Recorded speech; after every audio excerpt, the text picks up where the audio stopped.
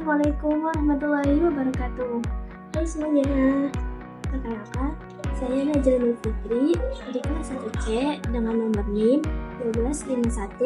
1251320074. Pernah nggak sih kalian ngerasain perubahan dalam kehidupan sehari-hari? Baik perubahan yang kita sadari maupun tanpa kita sadari. Baik perubahan dalam berkomunikasi, bekerja, belajar, maupun bersosialisasi. Semuanya itu terjadi dari waktu ke waktu. Perubahan inilah yang disebut dengan perubahan sosial. Dalam video ini, saya akan membahas tentang perubahan sosial. Perubahan sosial adalah proses bergesernya atau berubahnya pola hidup manusia dari waktu ke waktu. Perubahan ini terjadi pada nilai, norma, sikap, perilaku, struktur sosial, dan lembaga kemasyarakatan yang dapat mempengaruhi cara hidup masyarakat dan berinteraksi. Menurut para ahli, yaitu menurut Surjono Sukanto, perubahan sosial merupakan perubahan struktur dan fungsi sosial dalam masyarakat. Adapun ciri-ciri perubahan sosial, yang pertama yaitu terjadinya di masyarakat. Yang kedua yaitu terjadinya secara terus-menerus. Yang ketiga yaitu mempengaruhi kehidupan sosial. Yang keempat yaitu dapat menimbulkan dampak positif maupun negatif. Yang kelima yaitu seringkali terjadinya konflik dan penyesuaian sosial. Oh iya, adapun bentuk-bentuk perubahan sosial. Yang pertama yaitu bentuk lambat atau evolusi.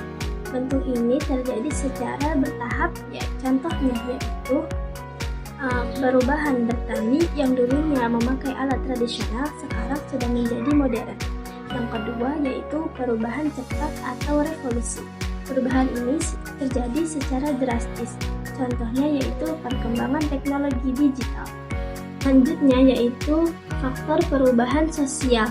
Yang pertama yaitu faktor intern, berasal dari luar masyarakat, seperti pertumbuhan jumlah penduduk dan adanya konflik sosial. Yang kedua yaitu faktor ekstern atau yang berasal dari luar masyarakat, seperti terjadinya bencana alam dan adanya pengaruh budaya dari luar.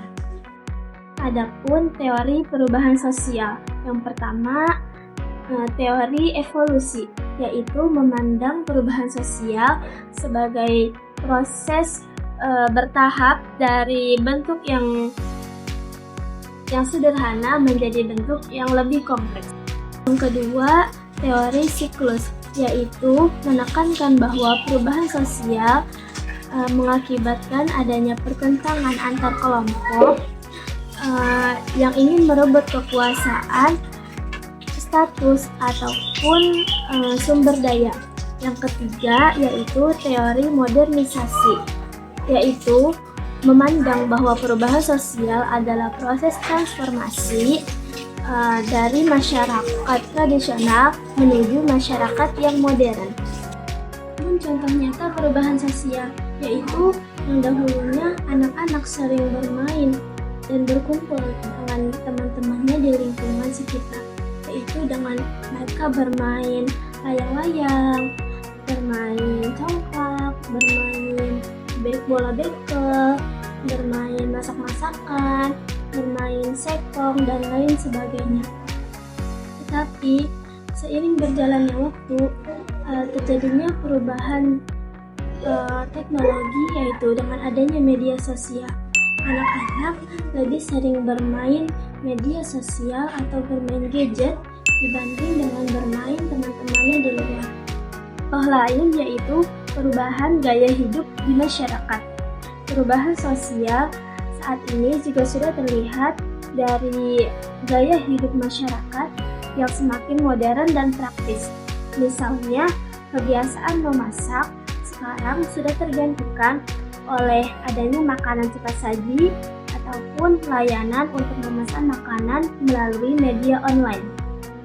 Hal ini menunjukkan bahwa adanya perubahan sosial yang dapat mempengaruhi kebiasaan, pola konsumsi di masyarakat. Kesimpulannya yaitu, perubahan sosial adalah perubahan yang tidak dapat kita hindarkan dalam kehidupan sehari-hari.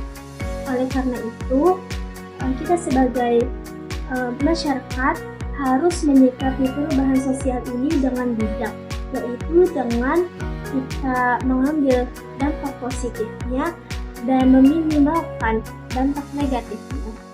Sekian yang dapat saya sampaikan. Wassalamualaikum warahmatullahi wabarakatuh.